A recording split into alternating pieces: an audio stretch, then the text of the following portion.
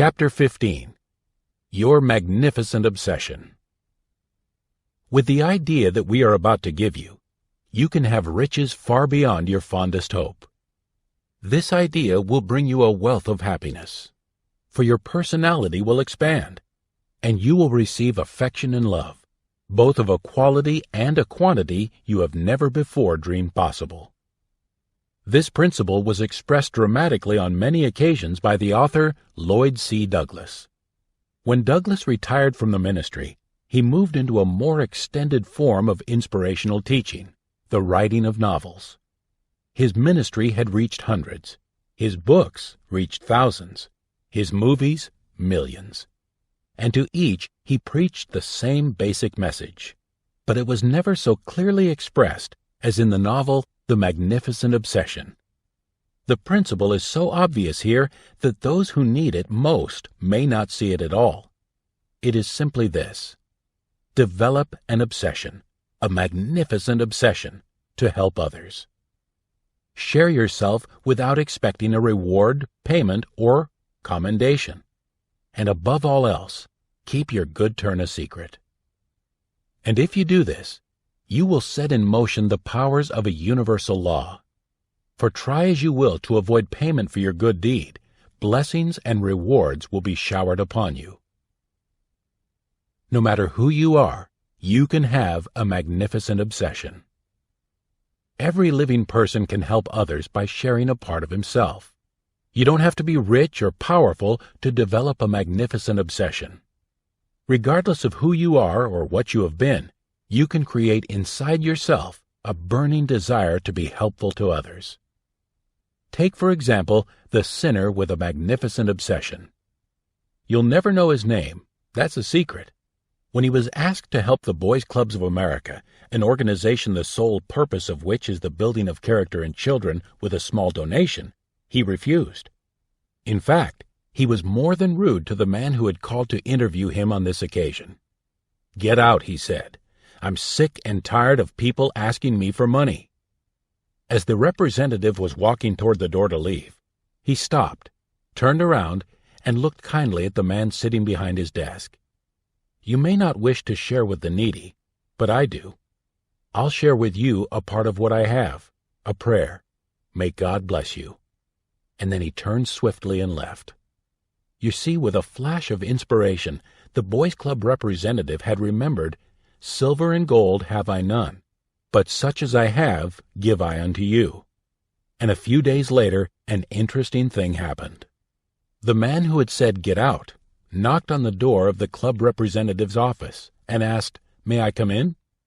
He brought with him a part of what he had to share, a check for $500,000.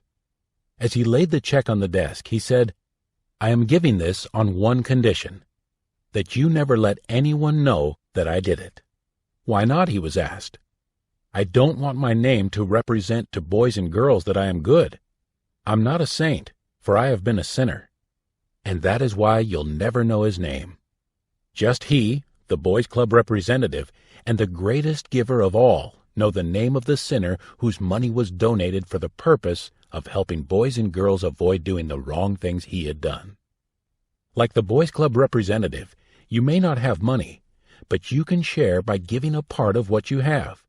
And like him, you can be a part of a great cause. And you too, when you give, can give generously. Your most preciously valued possessions and your greatest powers are often necessarily invisible and intangible. No one can take them. You and you alone can share them. The more you share, the more you will have. Now, if you doubt this, you can prove it to yourself by giving a smile to everyone you meet, a kind word, a pleasant response, appreciation with warmth from the heart, cheer, encouragement, hope, honor, credit, and applause, good thoughts, evidence of love for your fellow men, happiness, a prayer for the godless and the godly, and time for a worthy cause with eagerness. If you do experiment by giving any one of the above, you will also prove to yourself what we have found is one of the most difficult principles to teach those who need it most. how to cause desirable actions within yourself. Until you do learn, you will fail to realize that what is left with you when you share it with others will multiply and grow, and what you withhold from others will diminish and decrease. Therefore, share that which is good and desirable, and withhold that which is bad and undesirable. Be a part of a great cause. We know of a mother who lost her only child, a beautiful, happy teenage girl who brought laughter and inspiration to all who were fortunate enough to know her. In attempting to neutralize the grief of her loss, this mother developed a most magnificent obsession and became a part of a great cause. Today, she is among the many thousands of American women who are making this world a better world to live in.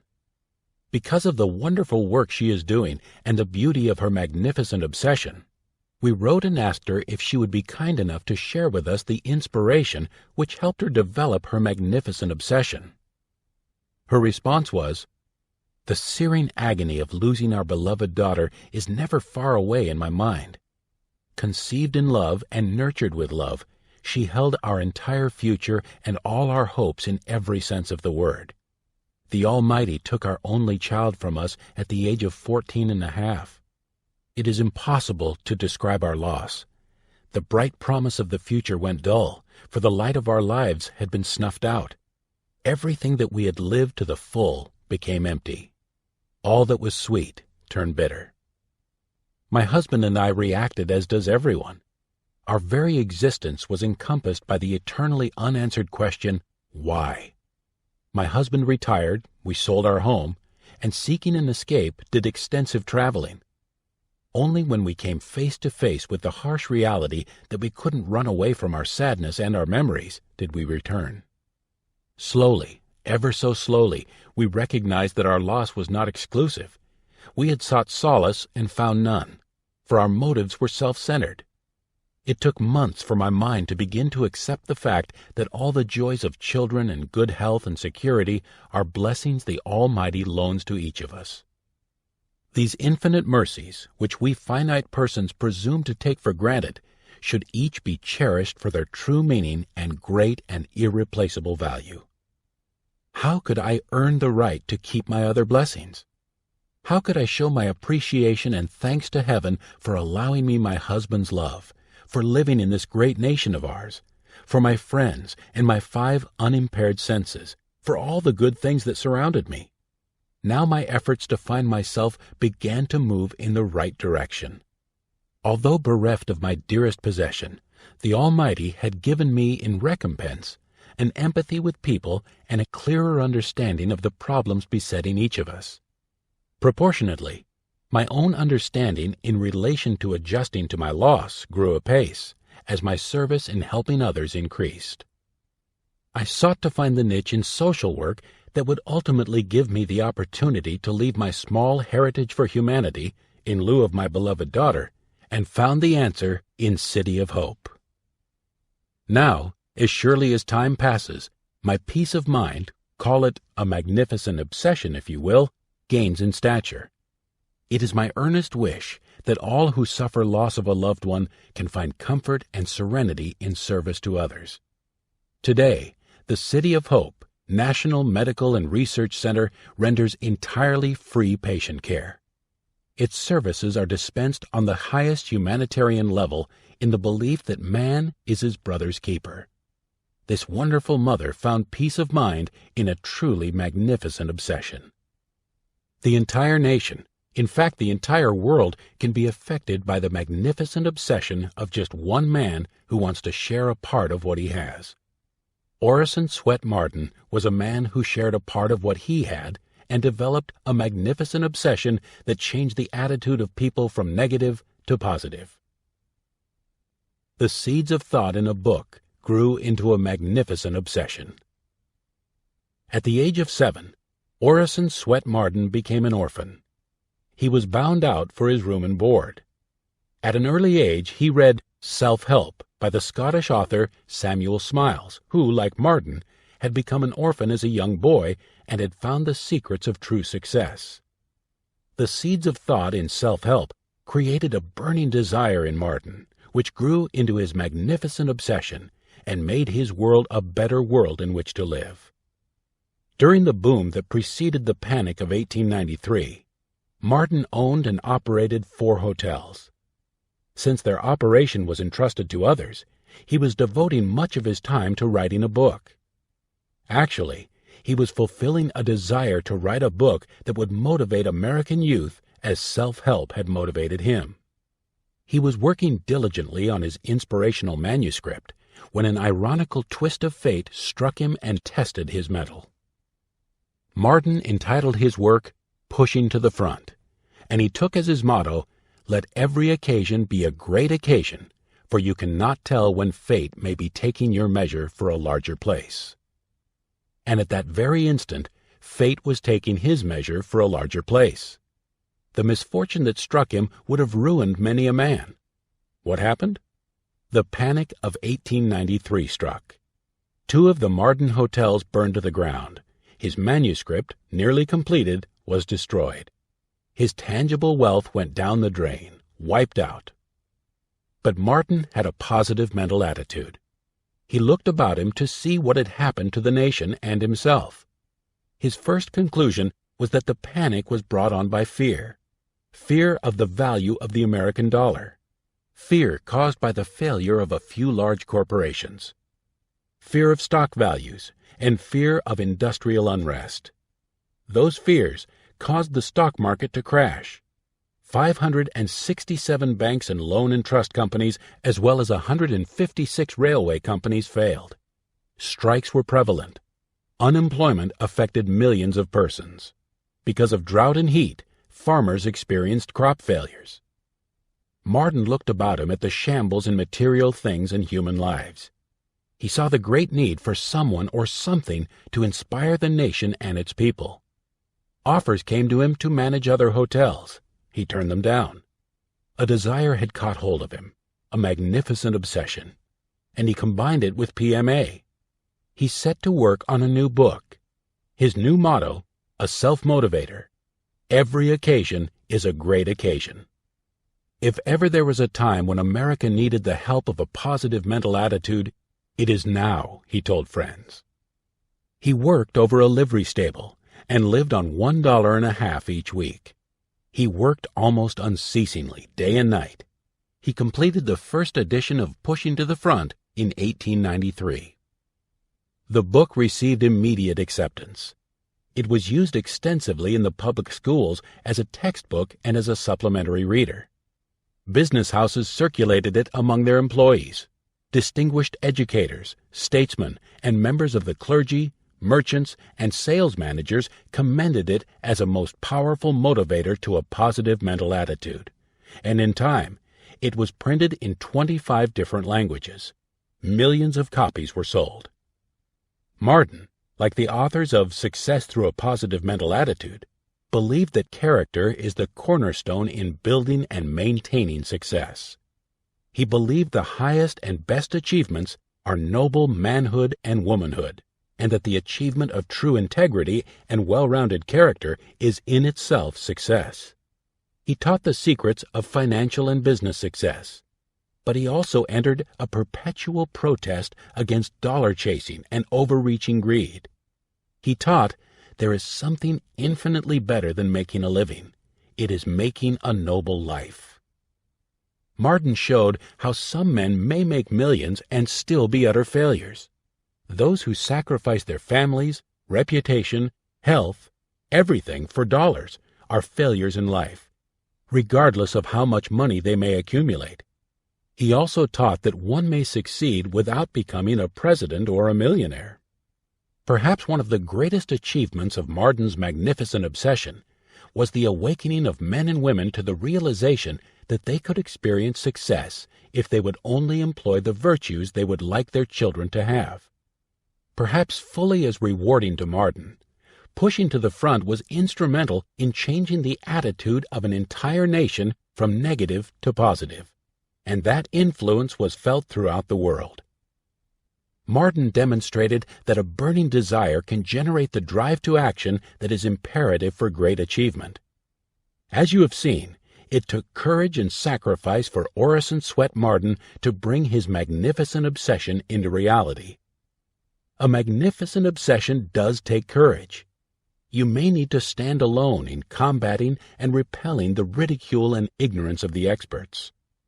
Like great discoverers, creators, inventors, philosophers, and geniuses, you may be termed crazy, nuts, or a crackpot. The experts may say what you are trying to do can't be done.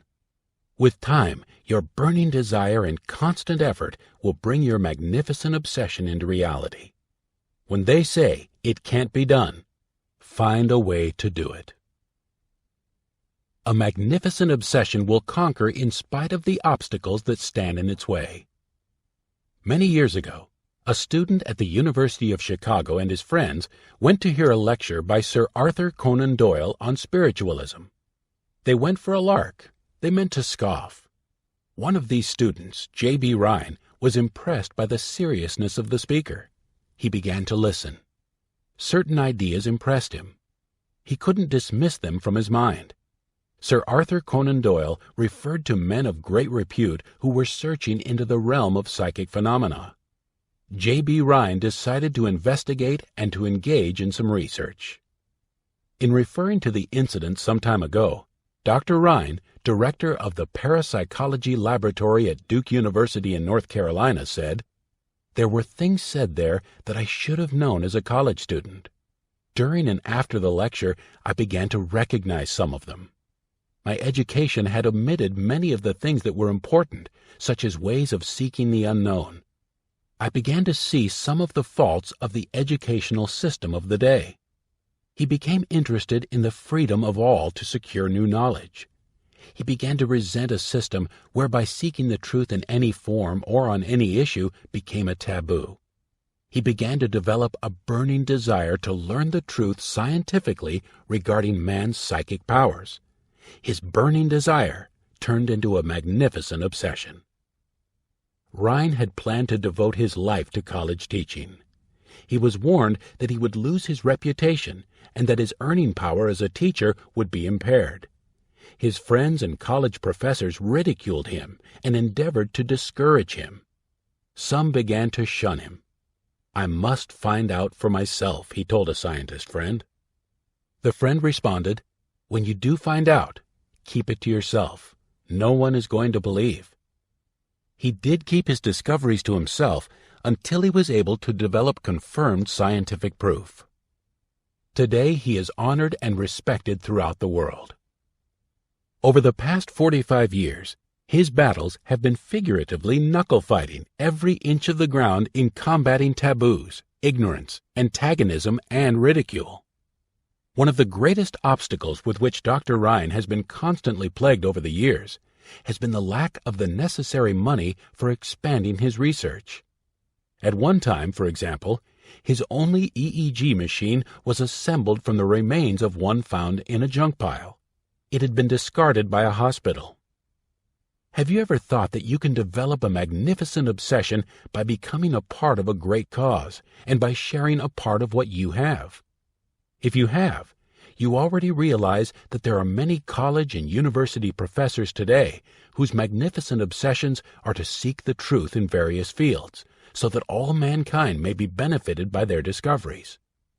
Because such persons spend all their time in searching for these truths, they are almost always handicapped by the lack of money to buy necessary equipment, provide for their own livelihood, and the livings of others engaged in working on the project, etc. You can become a part of such a cause and thus fulfill a magnificent obsession of your own. You can find such a dedicated person in almost any college or university. Money and a magnificent obsession. You might ask, how can we mention money in the same breath with a magnificent obsession? If you did, we would respond, isn't money good? Is money good? Is money good? Many negative-minded persons say money is the root of all evil. But the Bible says, love of money is the root of all evil. And there is a big difference between the two, even though one little word makes the difference. It has been amazing to the authors to observe negative-minded persons react unfavorably to Think and Grow Rich and its contents. For these negative-minded persons might earn in a single year more than they now earn in a lifetime by changing their attitude from negative to positive. To do this, it would be necessary to clear the cobwebs from their thinking regarding money. In our society, money is the medium of exchange. Money is power. Like all power, money can be used for good or for evil. Think and Grow Rich has motivated many thousands of its readers to acquire great wealth through PMA. They have been inspired in Think and Grow Rich by the biographies of such men as Henry Ford, William Wrigley, Henry L. Doherty, John D. Rockefeller, Thomas Alva Edison, Edward A. Filene, Julius Rosenwald, Edward J. Bach, and Andrew Carnegie. Now, the men whose names you have just heard established foundations which even to this day have in the aggregate in excess of $1 billion, money set aside exclusively for charitable, religious, and educational purposes. Today, expenditures and grants from these foundations total in excess of $200 million in a single year. Is money good? We know it is. The magnificent obsessions of these men will live in perpetuity. And the story of the life of Andrew Carnegie will convince the listener that Carnegie shared with others a part of what he had: money, philosophy, and something more. In fact, Success Through a Positive Mental Attitude would not have been written if it were not for Andrew Carnegie. That is why this book is dedicated to him and to you. Let's talk about him and you. Let's learn from his philosophy. Let's see how we can apply it in our lives. A simple philosophy grew into a magnificent obsession. A poor Scottish immigrant boy became the richest man in America. His inspiring story and motivating philosophy are found in the autobiography of Andrew Carnegie. As a boy and throughout his life, Carnegie was motivated by a simple fundamental philosophy: anything in life worth having is worth working for. This simple philosophy grew into a magnificent obsession. And before he died at the age of 83, Carnegie had worked diligently for many years to share his great wealth intelligently with those then living and with future generations. While he lived, Carnegie was successful in giving approximately $500 million through direct grants, foundations, and trusts. His contribution of millions of dollars for the establishment of libraries is a well-known example of the application of his standard. Anything in life worth having is worth working for. And the books in these libraries have been and will continue to be of benefit only to those persons who work to get the knowledge, understanding, and wisdom they contain by reading and studying them. In the year 1900, Napoleon Hill, at the age of 18, while working his way through college as a reporter for a magazine, interviewed the great steelmaker, philosopher, and philanthropist. The first interview lasted 3 hours, and then the great man invited the youngster to his home. For 3 days, Carnegie indoctrinated Napoleon Hill with his philosophy, and he finally inspired the young reporter to devote at least 20 years of his life to study, research, and find the simple underlying principles of success. Andrew Carnegie told Napoleon Hill that his greatest wealth consisted not in money, but in what he termed the philosophy of American achievement. He commissioned Napoleon Hill as his agent to share it with the world. And in this book, he is sharing it with you. While he lived, Andrew Carnegie helped Napoleon Hill by giving him letters of introduction to the great men and women of his day. He advised him. He shared his thoughts with him. He helped him in every way with but one exception: money. For he said, anything in life worth having is worth working for. Now he knew that this self-motivator, when applied, would attract happiness and physical, mental, and spiritual health as well as wealth. Everyone can learn and apply Andrew Carnegie's principles. It is customary for a man to share a part of his tangible wealth with his loved ones as he goes through life, or he may do so in his will. This world would be a better world to live in if each person would leave as an inheritance to posterity the philosophy and know-how that brought him happiness, physical, mental, and spiritual health, and wealth, as did Andrew Carnegie. The writings of Napoleon Hill make available to you the principles whereby Carnegie acquired his great wealth. They are just as applicable to you as they were to him. Another wealthy man who had a magnificent obsession and shared a part of what he had was Michael L. Benedum. His close friend, United States Senator Jennings Randolph, told us Benedum started on a salary of $25 a week and became one of the richest men in America. He was worth over $100 million, and yet the turning point in his career followed a very, very minor incident. As a young man of 25, Benedum courteously gave his seat on a train to an elderly stranger. To Benedum, it was the obvious thing to do, and the elderly stranger turned out to be John Worthington, General Superintendent of the South Penn Oil Company. In the conversation that followed, Worthington offered Mike Benedum a job. Benedum accepted and eventually became the discoverer of more oil than any other single individual who ever lived. Some people say you can judge a man by the philosophy by which he lives.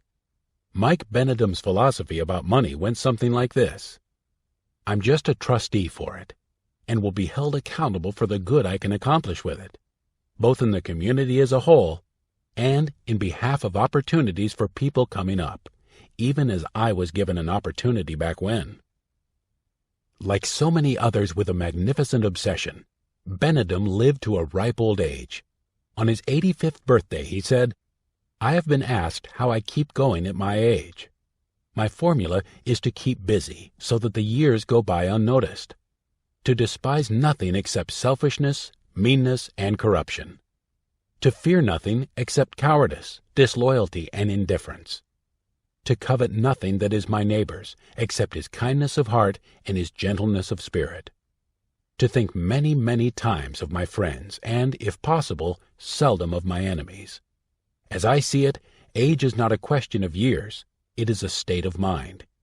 You are as young as your faith, and today I think I have more faith in my fellow man, in my country, and in my God than I have ever had. You live longer with a magnificent obsession. Of course, it's the old story.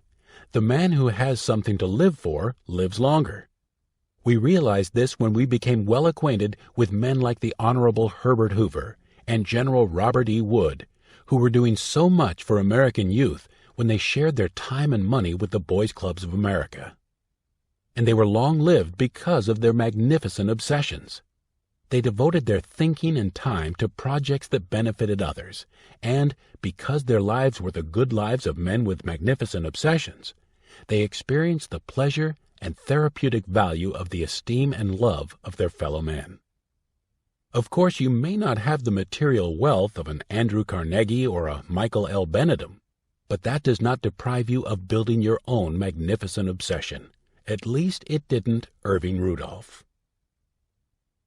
They're all in jail, but my brother and me. Irving devoted his life to helping boys in blighted neighborhoods.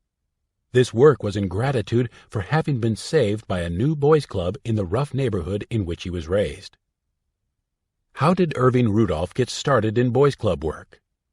He lived in a poor neighborhood, North Avenue and Halsted Street in Chicago. He traveled with a tough crowd. There was plenty of trouble, plenty of things for boys to get into that they shouldn't, and not much to occupy their time to keep them out of trouble. One day, a boys' club was started in an abandoned church in the neighborhood.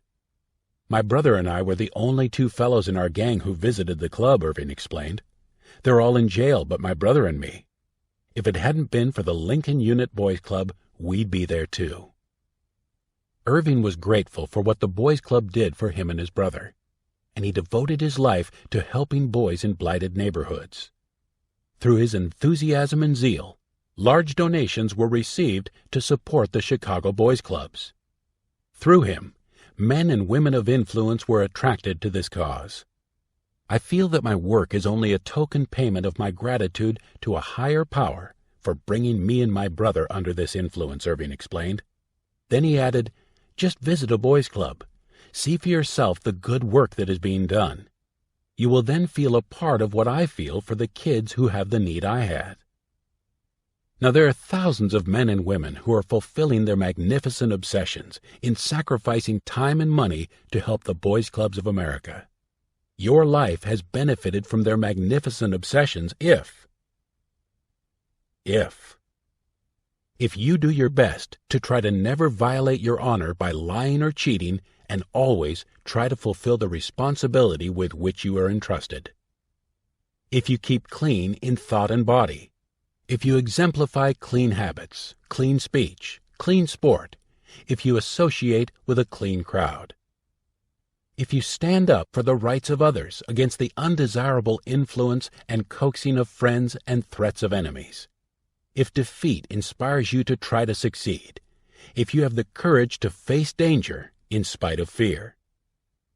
If you work faithfully and make the best of your opportunities. If you don't wantonly destroy property.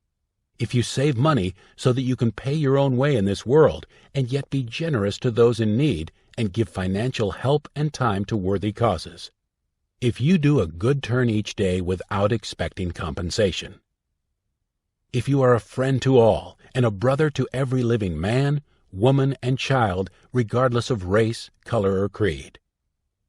If you are prepared to learn to know dangers, to avoid negligence, and to know the remedies necessary to help injured persons and save human lives, to share the duties and responsibilities in your home and place of business.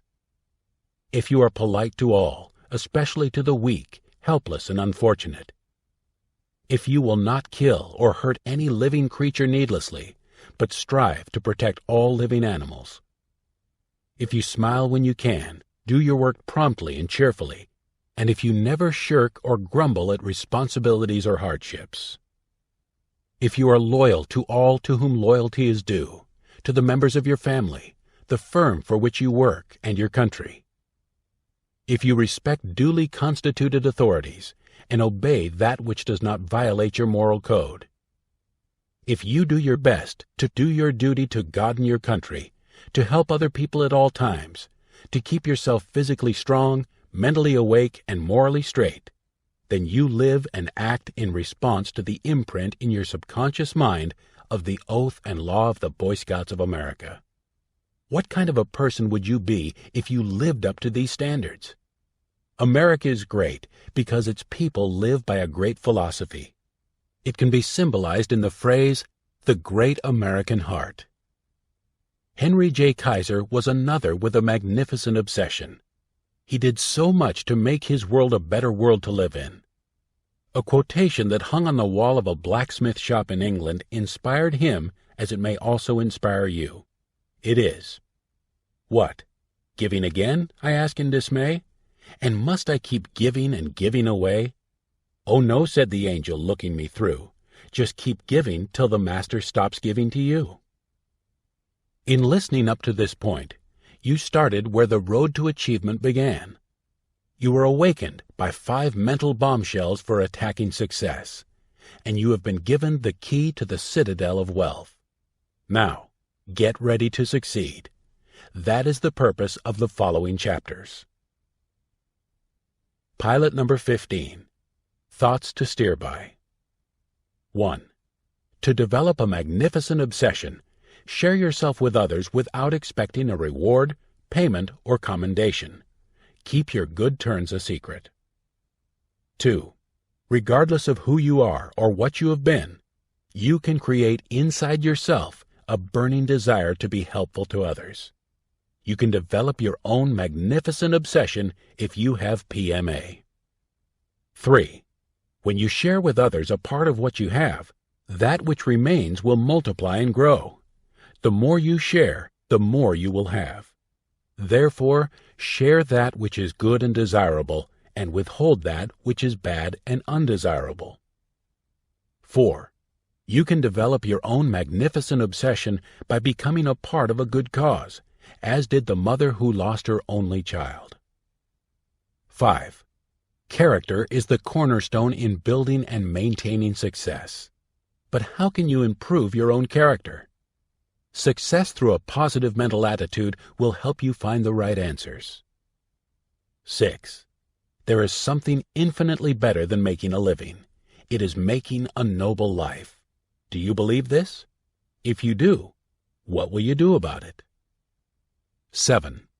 A burning desire can generate the drive to action that is imperative to great achievement. To develop a burning desire to achieve a specific goal, daily keep the goal before you and strive to achieve it. 8. It takes courage and sacrifice to develop and maintain a magnificent obsession. You may need to stand alone against the ridicule and ignorance of others, as did Dr. Joseph Banks Rhine. 9. Some people say money is the root of all evil, but the Bible says love of money is the root of all evil. The good or evil of money is contingent on a little difference. That little difference is whether your attitude is positive or negative. 10. Men like Andrew Carnegie, Henry Ford, and Michael Benedum used the power of their money to establish charitable, educational, and religious foundations. The good that has been done by the magnificent obsessions of such men will live in perpetuity. 11. Anything in life worth having is worth working for. 12. When you are asked to give money or time to a worthy cause, repeat to yourself, "What? Giving again?" I ask in dismay. "And must I keep giving and giving away?" "Oh no," said the angel looking me through. "Just keep giving till the Master stops giving to you." That which you share with others will multiply, and that which you withhold will diminish.